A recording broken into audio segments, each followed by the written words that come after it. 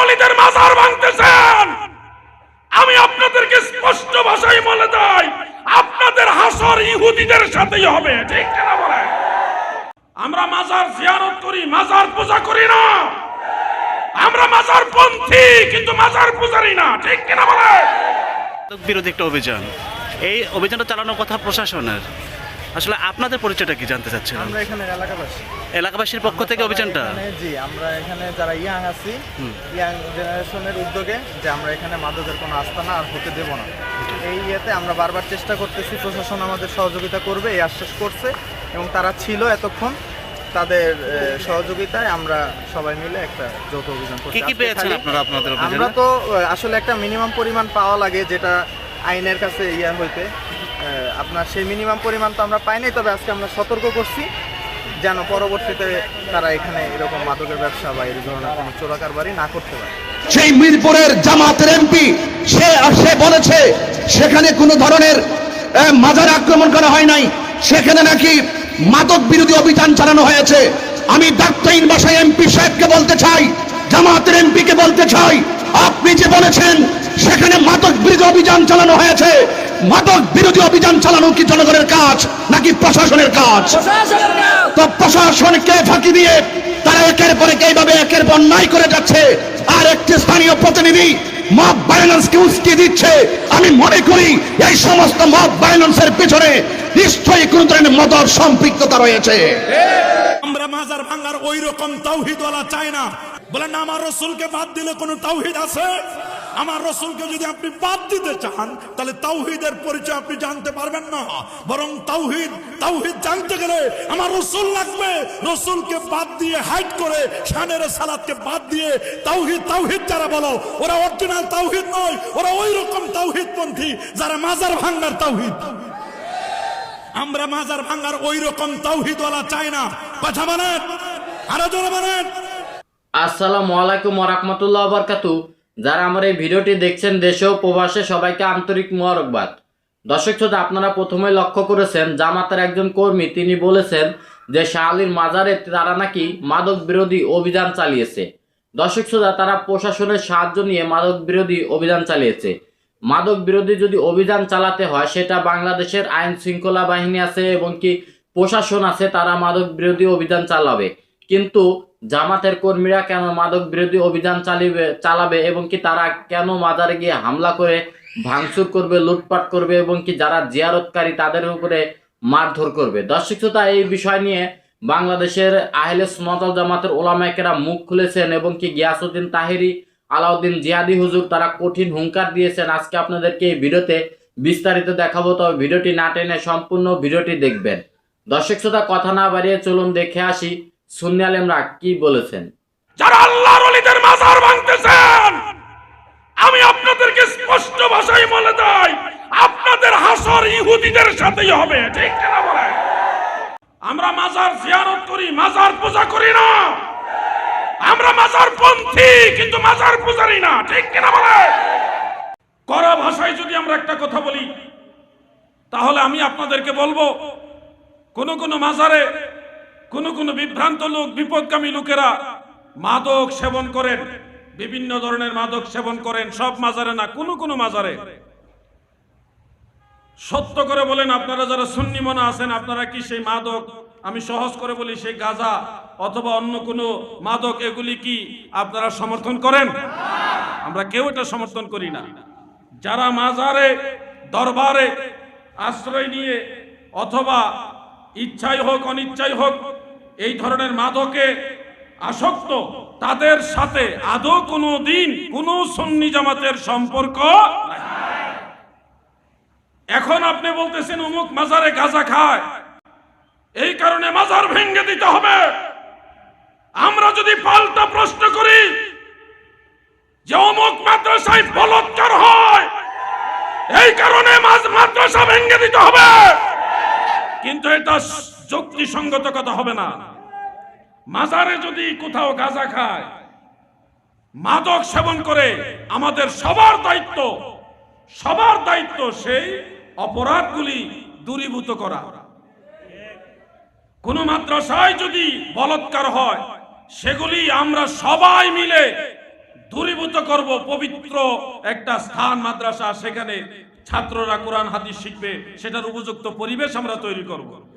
অতএব আমার কথাগুলি আক্রমণাত্মক নয়, আমি বোঝানোর জন্য এইভাবে কথাটা বলেছি। অনলাইনে অফলাইনে এই যে যুবকরা বলতে পারবে, তারা জানে অনলাইনে অফলাইনে মাজার বিদ্বেষী যারা, মাজার বিরোধী যারা, তারা বিভিন্নভাবে, মাজার তো অলরেডি বাংলাদেশে প্রায় 8-9টা মাজার ভেঙেছে।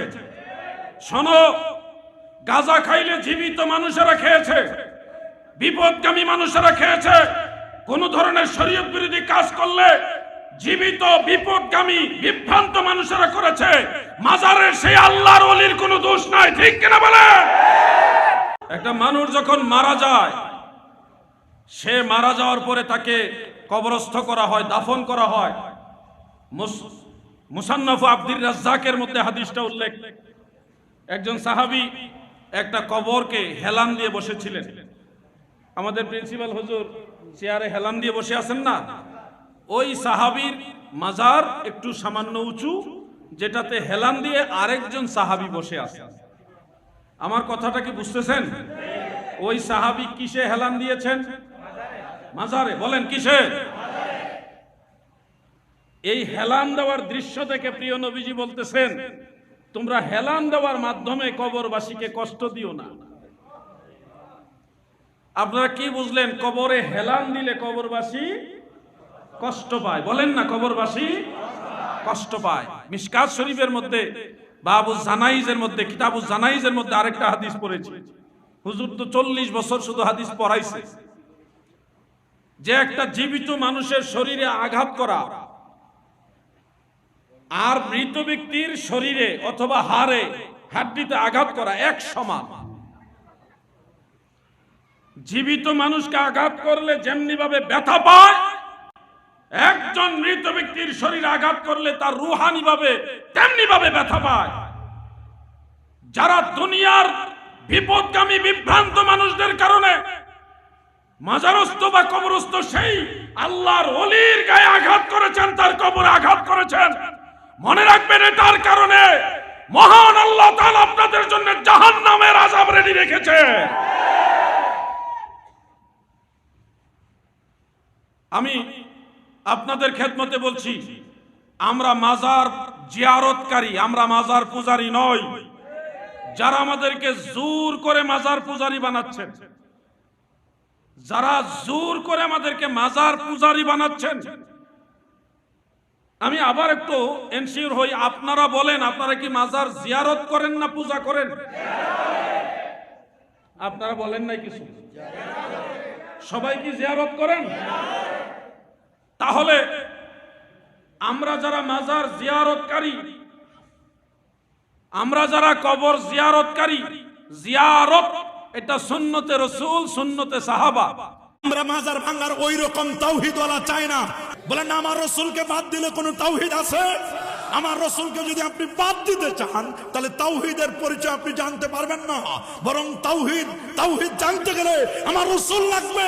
রাসূলকে বাদ দিয়ে হাইড করে শানের সালাতকে বাদ দিয়ে তাওহীদ যারা বলো, ওরা অরিজিনাল তাওহীদ নয়, ওরা ওই রকম তাওহীদপন্থী যারা মাজার ভাঙার তাওহীদ। আমরা মাজার ভাঙার ওই রকম তাওহীদওয়ালা চাই না। কথা বলেন, আরো জোরে বলেন। আল্লাহ রসুলকে মাইনাস করে যারা তাওহীদের স্লোগান দাও, তোমাদের তাওহীদ সঠিক নয়। বলেন তোমাদের তাওহীদ কি নয়? তোমাদের তাওহীদ কি নয়? কারণ আল্লামা আবুল মুজাফফর আল ইসফারাইনি বলেন, কুল ইয়া হাবিবি, দোস্ত আমার, বন্ধু আমার, আপনি বলুন আমি যে আল্লাহ, আমাকে কেউ চিনে না। আমি যে আল্লাহ আমাকে কেউ, বলেন না আমি যে আল্লাহ আমাকে কেউ চিনে না, আপনি আমারে চিনাই দেন। দোস্ত আপনি বলেন তাওহীদের আগে কুল হলো রিসালাত। বলেন কুল কি? জোরে বলেন কুল কি? কুল হলো রিসালাত আর হুয়াল্লাহু আহাদ, এখান থেকে তাওহীদ শুরু হয়েছে। কুল হলো রিসালাত, তাওহীদের আগে রিসালাত। আল্লাহু আকবার বলেন। বলেন না তাওহীদের আগে কি? তাওহীদের আগে কি? রিসালাত। এইজন্য ঈমানটা কি? ঈমানের শুরুটা হয়েছে নেগেটিভ দিয়ে, লা ইলাহা ইল্লাল্লাহ, লা ইলাহা, কোনো ইলাহা নাই, এটা নেগেটিভ। লা ইলাহা কি? নেগেটিভ, বলেন না লা ইলাহা কি? আর ইল্লাল্লাহ হচ্ছে পজিটিভ, ইল্লাল্লাহ হচ্ছে পজিটিভ, লা ইলাহা নেগেটিভ, লা ইলাহা বাতিল, ইল্লাল্লাহ হক। আপনি যদি হকের উপর থেকে থাকতে চান, লা ইলাহা বাতিল পথ, ইল্লাল্লাহ হলো সিরাতুল মুস্তাকিমের পথ। আপনি যদি সত্য পথে চলতে চান, হকের উপর থেকে থাকতে চান, ইসমাতের উপর থেকে থাকতে চান, পজিটিভের উপর থেকে থাকতে চান, অফকোর্স আপনাকে বাতিল চেনা ফরজ। আপনার জন্য বাতিল চেনা ফরজ, আপনার জন্য বাতিল চেনা ফরজ। বাতিল হলো জাবারিয়া, কাদারিয়া, মুরজিয়া, জাহামিয়া, ওয়াহাবি, সালাফি, এইরকম বহু বাতিল আছে না? 72টি ফেরকা বাতিল। এই বাতিল চেনা আপনার জন্য ফরজ। যদি আপনি হকের উপর থেকে থাকতে চান, হকের উপর থেকে থাকতে চান, বন্ধু না চিনলে কোনো সমস্যা নাই, শত্রু চিনা আপনার জন্য ফরজ। আল্লাহ শত্রু চিনাই দিয়েছেন, ইন্না শাইতানা লাকুম আদুব্বুম মুবিন, শয়তান তোমাদের চির দুশমন। আল্লাহু আকবার বলেন, আরো জোরে বলেন আল্লাহু আকবার। এইজন্য ইমামুল মুহাদ্দিসিন আমিরুল মুমিনিন ফিল হাদিস আবু আব্দুল্লাহ মুহাম্মদ ইবনে ইসমাইল ইবনে ইব্রাহিম ইবনে মুগীরা আল বারদাসবা আল জৌফি আল ইয়ামানি আল বুখারী রাহিমাহুল বারি, তিনি কিতাবুল ইলমে একটা বাব লিখেছেন, বাবুল ইলমি ক্বাবলাল কওলি ওয়াল আমাল। ইলম অর্জন করা ফরজ, ক্বাবলাল কওলি ওয়াল আমাল, কথা বলার আগে এবং আমলের আগে। কোন ইলম? উনি এনেছেন সূরাত মুহাম্মাদের 19 নম্বর আয়াত, ফাআলাম আন্নাহু লা ইলাহা ইল্লাল্লাহ, তোমার জন্য জানা ফরজ লা ইলাহা ইল্লাল্লাহ। লা ইলাহা ইল্লাল্লাহ এটা তাওহীদ। আর এই লা ইলাহা ইল্লাল্লাহ, এই তাওহীদের স্লোগান, এই তাওহীদের শিক্ষা আমার রাসূল মক্কার জিন্দেগিতে 1 নয় 2 নয় দীর্ঘ 11টা বছর তাওহীদের দাওয়াত দিয়েছেন, আকীদার দাওয়াত দিয়েছেন। আল্লাহু আকবার। প্রেস ক্লাব চত্বর থেকে দ্বার্থহীন ভাষায় স্মরণ করে দিচ্ছি, গত ইন্টারিম গভর্নমেন্টের সময় যখন সর্বপ্রথম শাহপরান ইয়ামানী রহমতুল্লাহ আলাইহির মাজার ভাঙচুর করার জন্য এক শ্রেণীর মানুষ তারা সন্ধ্যাবেলায় সেখানে জড়ো হয়েছিল। তরিকাপন্থীদের রোশানলে যদিও তারা স্বার্থ হাসিল করতে পারেনি, তখন আমরা লক্ষ্য করেছি এক শ্রেণীর উগ্রবাদী তৌহিদি জনতা স্লোগান দিয়ে একটি নয় দুইটি নয় প্রায় 97টি মাজারে তারা আক্রমণ করেছে। সেই সময় যদি ইন্টারিম গভর্নমেন্ট ওই সমস্ত মাজার ভাঙচুরকারীদের প্রথম থেকে লাগাম টেনে ধরতেন, তাহলে কিন্তু তারা একের পর এক মাজার ভাঙত না। তো সেই সুযোগে এখন বর্তমান যিনি রাষ্ট্রপ্রধান, আমরা দেখি যে গত পরশুদিন সেই বিগত ইন্টারিমের আমলে যেই রকম নেক্কারজনক ঘটনার অবতারণা হয়েছে, মাজার ভাঙচুরের মাধ্যমে, কবর থেকে লাশ তোলার মাধ্যমে, আগুন দিয়ে পুড়িয়ে দেওয়ার মাধ্যমে যেই রকম ভাবে নেক্কারজনক ঘটনার অবতারণা হয়েছিল, আজ গত পরশুদিন আবার সেই মিরপুর হযরত শাহ আলী বাগদাদী রহমতুল্লাহ আলাইহির মাজার জিয়ারতকারীদের উপরে আক্রমণ করে আবার সেই আরেকটি মাজার যুক্ত হয়েছে। তো একের পর এক যদি এভাবে এই দেশে ইসলাম এনেছেন আল্লাহর ওলিগণ, এই দেশে ইসলাম এনেছেন আল্লাহর ওলিগণ, আল্লাহর ওলিদের মাজারকে সুরক্ষা দেওয়া দেশের প্রত্যেকটা নাগরিকের দায়িত্ব, রাষ্ট্রপ্রধানের দায়িত্ব। ওই সমস্ত উগ্রবাদী তারা কারা যারা আল্লাহর ওলির মাজারকে ভাঙচুর করার জন্য একের পর এক তারা আঘাত করছে, হানা দিচ্ছে, তারা দোহাই তুলছে। সেখানের ভিতরে মাদকের আড্ডা হয়, নেশার আড্ডা নাকি হয়? আমি বলতে চাই, মাথা ব্যথা হয়েছে বলেই গলা কেটে ফেলে দেওয়া যাবে না, মাথা ব্যথার ট্রিটমেন্ট করতে হবে। একান্ত যদি কোনো মাজারে কোনো ধরনের অপ্রীতিকর কোনো সরাসরি বহির্ভূত কোনো কাজ হয়, সেটাকে প্রতিরোধ করতে হবে, মাজারকে সুরক্ষা দিতে হবে। মাজারকে সুরক্ষা না দিয়ে একের পর এক দিব্যি তারা মাজার ভাঙচুর করছে, জিয়ারতকারীদের উপর আক্রমণ করছে। আমি দেখেছি গত পরশুদিন যখন ঘটনার অবতারণা হয়েছে, সেই মিরপুরের জামাতের এমপি সে বলেছে সেখানে কোনো ধরনের মাজার আক্রমণ করা হয় নাই, সেখানে নাকি মাদক বিরোধী অভিযান চালানো হয়েছে। আমি ডাক্তারহীন ভাষায় এমপি সাহেবকে বলতে চাই, জামাতের এমপিকে বলতে চাই, আপনি যে বলেছেন সেখানে মাদক বিরোধী অভিযান চালানো হয়েছে, মাদক বিরোধী অভিযান চালানো কি জনগণের কাজ নাকি প্রশাসনের কাজ?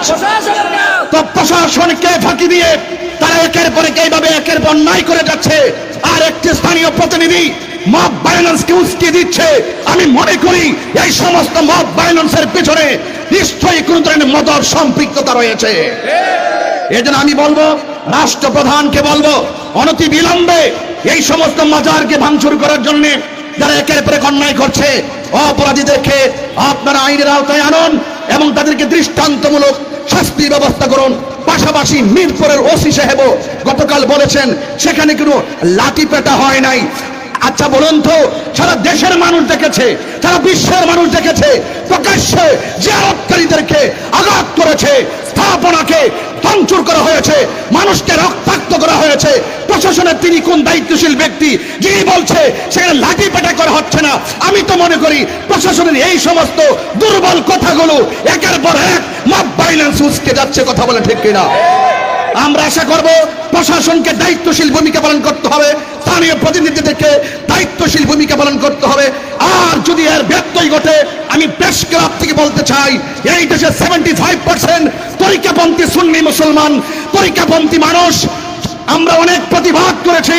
যদি প্রশাসন ওই সমস্ত উগ্রবাদীদেরকে সামাল দিতে ব্যর্থ হয়, যদি এই মব ভায়োলেন্সকে সামাল দিতে ব্যর্থ হয়, দেশ সুরক্ষায়, ধর্ম সুরক্ষায় এই দেশের 75% তরিকাপন্থী মানুষ আগামীতে প্রতিবাদ করবে না, ইনশাল্লাহ প্রতিরোধ করবে ইনশাল্লাহ। সেই প্রত্যেকটি সুনাগরিককে দেশ সার্বভৌমত্ব সুরক্ষায়, ধর্ম সুরক্ষায় ঐক্যবদ্ধ থাকার আহ্বান জানিয়ে বিদায় নিচ্ছি। আসসালামু আলাইকুম ওয়া রাহমাতুল্লাহি ওয়া বারাকাতুহু।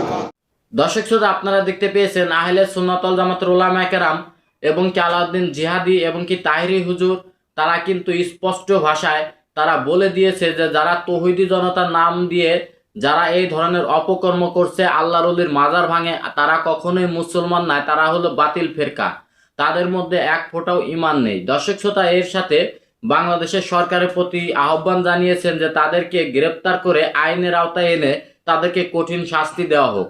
দর্শক শ্রোতা, যারা আল্লাহর ওলির মাজার ভাঙে, লুটপাট করে, আসলে তারা কখনোই মুসলিম নয়, সেই বিষয়গুলো কিন্তু সুন্নি আলেমরা তুলে ধরেছেন। তবে আজকের এই ভিডিওটি এই পর্যন্তই।